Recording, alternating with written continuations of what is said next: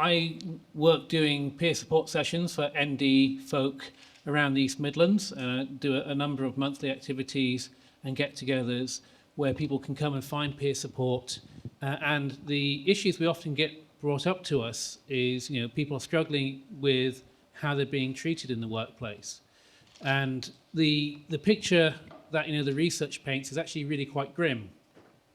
The 2024 Buckland Review stated that only about a third of ND folk in employment would consider disclosing it. Now, for those who do disclose it, 2/3 come to regret it. And they come to regret it because they get discrimination, they get treated differently, and they get forced out of a job.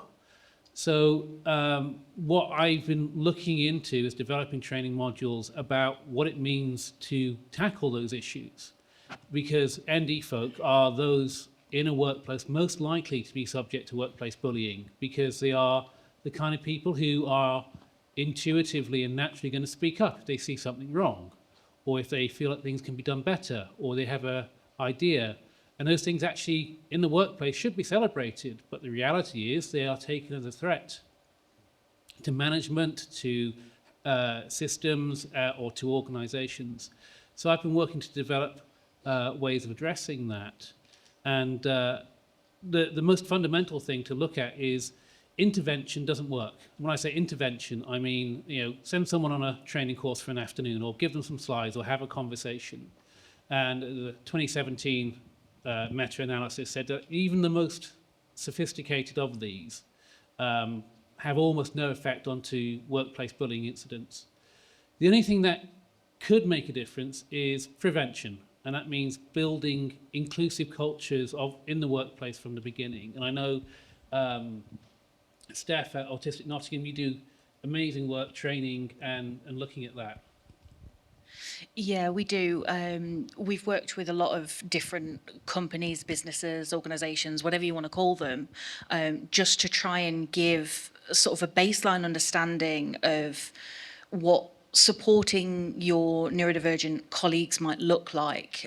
We specifically focus on autism, but there are organisations out there who do ADHD, a baseline level of inclusivity, like the guys over at Communities Inc. Just because, like we've said, I think through a running theme tonight, is that if you've met one person with autism, you've met one person with autism. And so being able to just give a baseline understanding of how to help and manage those people just makes everybody's life so much easier. Much like Noah was saying about their production, just having let's communicate about everything, and everyone's life it was just made so much easier. And I guess that's the point, really. An understanding overall makes everything just so much better. I was going to ask about, supporting people with autism, sort of this, what people think this support or advocacy looks like versus the reality of meeting neurodiverse needs. And I don't know if you could maybe add anything more onto that, around that, expectation versus reality kind of. I guess, the whole reason Autistic Nottingham exists is because our CEO got diagnosed at some point about 10 years ago, and she kind of came out and was like, right, cool, where's the support? What do I need now? And then it was a pamphlet from her diagnostic provider, and was like, oh, okay, this is it. Okay, cool. I'll do it myself then. So that's kind of why Autistic Nottingham exists, as a way to provide a variety of things that help people out there sort of manage the rest of things better. We can't fix everything as much as we want to. We desperately want to do everything we can so that where we can't help, at least some of the pressure's taken off. So like our social events are all in as much of a controlled environment as we possibly can make them, so that when people do show up to our socials or whatever it is that they're doing with us, they feel better equipped to face the rest of their life where they don't have so much control and input on the little things that do make a difference, like having the lights down in a pub or something like that. So yeah, I guess much like the running theme tonight is you've met one person with autism, you've met one person with autism. Support doesn't look the same across the board. I needed a huge amount of support going to dentists because I will scream, cry, throw up, want to fight and bite people. So I take my PA, but also support isn't just taking a PA to a dentist appointment. It's being able to have a conversation with somebody about actually the projector's a little bit bright, can we turn it down, and things like that. So yeah, there's not a one size fits all approach, and that makes providing support in general quite difficult, but it's a challenge we're willing to face. I don't know if I'm guessing that probably resonates quite a lot with yourself, doesn't it? I was just thinking the biting and punching, put your poor PA. But yeah, I mean, one size doesn't fit all, and the organisation that we run, we're not like one size fits all. We support pan disability, so disabled people across the board. And my first experience of autism, I didn't even know it was happening.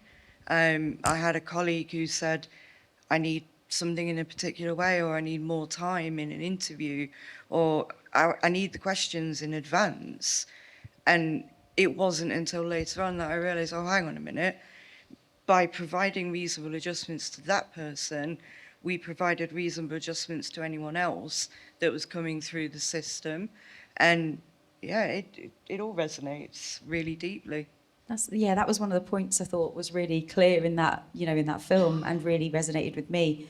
You put something in place and it can be, except for example, like thinking of it in other ways. I, for example, mentioned earlier, I always make all of my events vegan because I think then everybody, I hope almost everybody can eat then. Everybody can have something, or, and have gluten-free options and things like that. If you think the same way, with other things, especially when it comes to neurodiversity, disability, and people's needs, catering to people's needs. If you can think of things that are going to be inclusive, generally that's going to mean that that's going to include a heck of a lot more people, and it might not cater to everybody because, everybody's different, but you're going to have way more chance. And I think that's it. Like, there's a baseline, and once you've got the baseline, you can then build on that.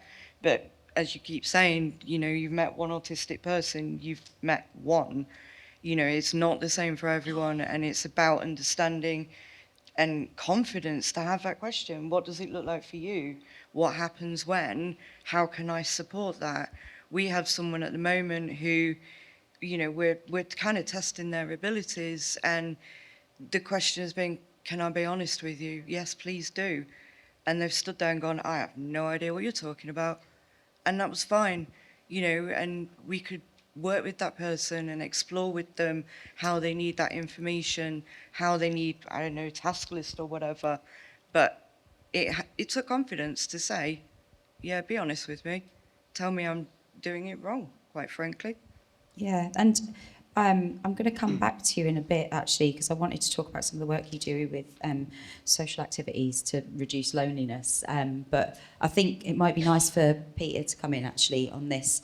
Because Dash play a huge role in supporting people with all kinds of needs in the arts. When it comes to neurodiversity, I think that's sort of a big place I've especially heard in the East Midlands, at least, where Dash come in to support. And, I guess one part of it is I'd love it if you could explain some of the things that are kind of put in place by Dash, which couldn't ever be exhaustive, because again, like we say, everybody's individuals, but almost like this idea of, what workplaces should consider when trying to be more accessible and inclusive prior to onboarding staff, perhaps as well. Like, I think that bit's quite key too. Well, actually, you know what? I'll be very open about my own process of actually applying for a job with Dash, because I've been in interview situations in the past where I've literally shut down. I was diagnosed with autism very late in life, 4 years ago, at the age of 48. I went through the process because my daughter was going through the process too. She's 16 now. She's autistic too. But I've been in so many interview situations, and some relatively recently, where I would rather stick a red hot poker somewhere where, you know, you wouldn't really want to stick one, rather than go through an interview process again. And I saw the role at Dash. I knew the CEO.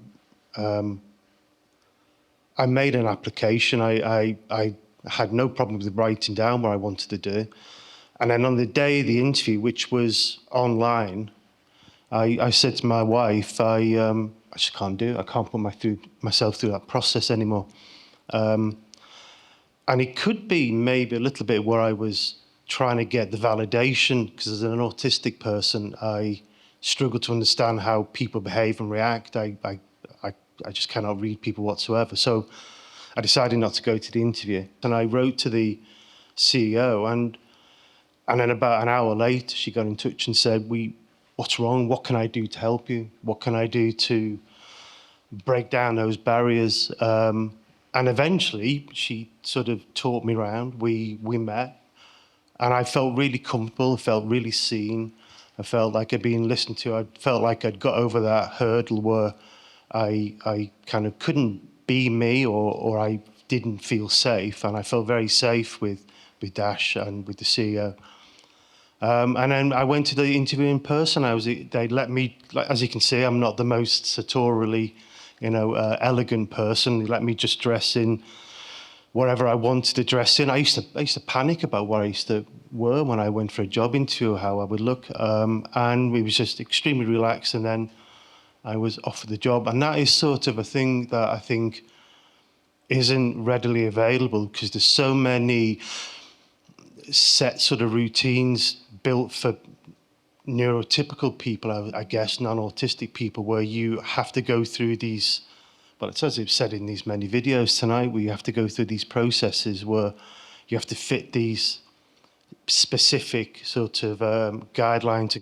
Dash exists to break down those barriers as much as we can, to be as supportive as possible, and to listen to people with disabilities too, to ask what people need, what access support they need. And we work with lots of organisations around the country who are well-meaning but are still trying to figure out how to support disabled creatives and don't know what to do. They feel like they're going to make a mistake all the time as well.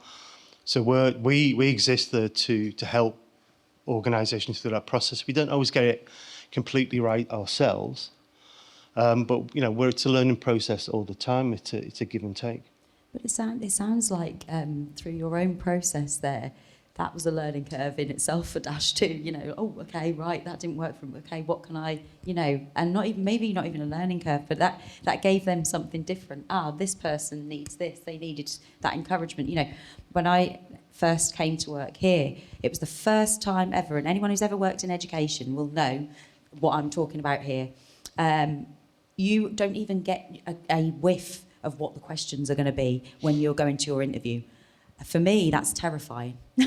I go into that interview room and I'm like, my God, they could ask me anything, and I feel like I'm pretty confident at talking, but in that moment, that will take me completely into another world, because I'm thinking about the best possible answers, not the most authentic answers. Whereas if I have the interview questions in advance, and this is what happened when I started working here, it was the first time I'd ever had them in advance, I really felt quite comfortable, and I knew who I was meeting as well. I don't know where Michael is actually, but Michael was on the panel for this, so thank you, Michael. But just that comfortability in the room, I was offered a cup of tea. I was sat there, and I was, with people who I already knew I would be in front of. And I think there's so much to be said for that, and getting it right. You're not always going to get it right. Absolutely, they might have done that, and I still might have frozen up. That still might have been too difficult for me. But it's about recognising that, someone hasn't turned up for an interview. Why is that? They were a really good candidate. They're obviously good enough for me to have interviewed them. Why is it now that they're not here? I want to know, actually. I care about that person beyond this interview,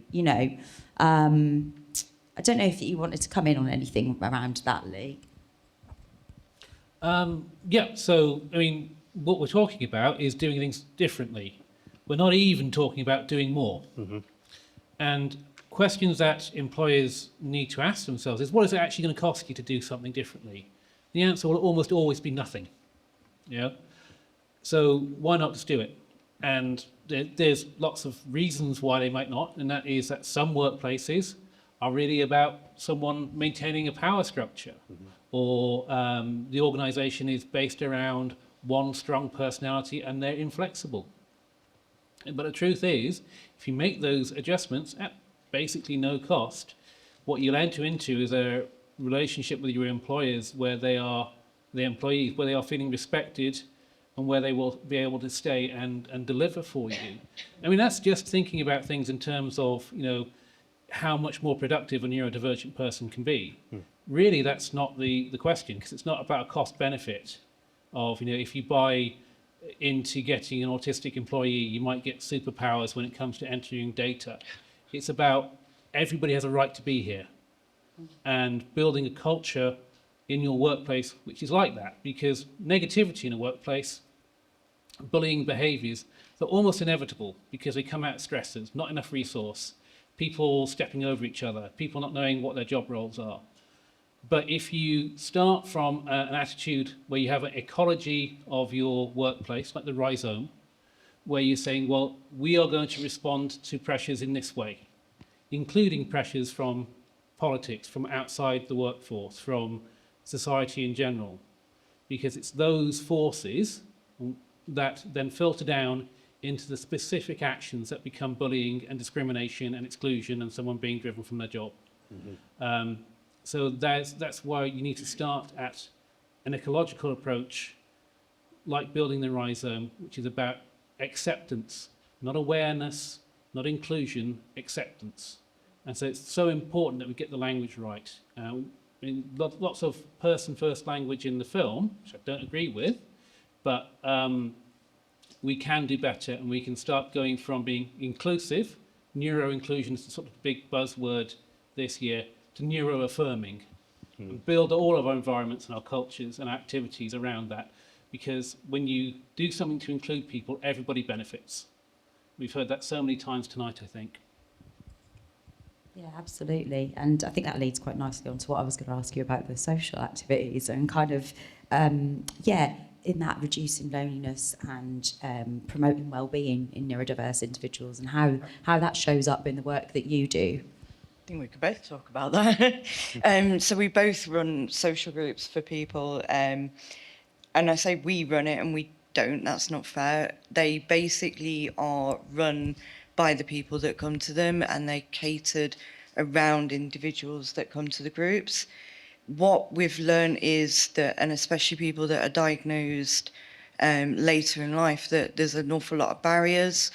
And had they had that understanding or that confirmation earlier, then they could have had conversations with peers, just like we do. You know, what do you need to be like to get on with life or be comfortable in the workplace? They're starting to have exactly the same support. You know, what worked for me, I'm going to tell you about it, and maybe it'll work for you, or maybe you can adapt that.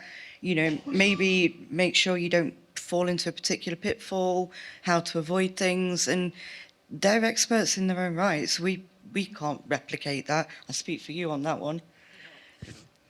No, absolutely. I think I agree with everything you've just said. Like, we check in with all of our beneficiaries about what we're doing, making sure it's still fit for purpose, and that, you know, the events that we're running are what they want to see on our calendar. You know, there's no point us spending hundreds of pounds on event running that just nobody goes to because it's not what they want. You know, there's no point us putting on belly dancing classes if nobody wants to learn it. That's stupid, you know. And I say that quite flippantly because running the socials used to be my job before I took COO as my role, and it's very easy to just kind of wander off in a direction without kind of consulting the impact that it's having, be that good, bad, or indifferent. You know, we do want the bad feedback as much as we want the positive feedback. So yeah, it's just about learning kind of, you know, this worked for me, give it a go, and if you hate it, try something else. You know, and that sounds, again it sounds a little flippant, but it's kind of the only thing we've got right now, as well as kind of research and things develop. So Yeah, no, I really agree.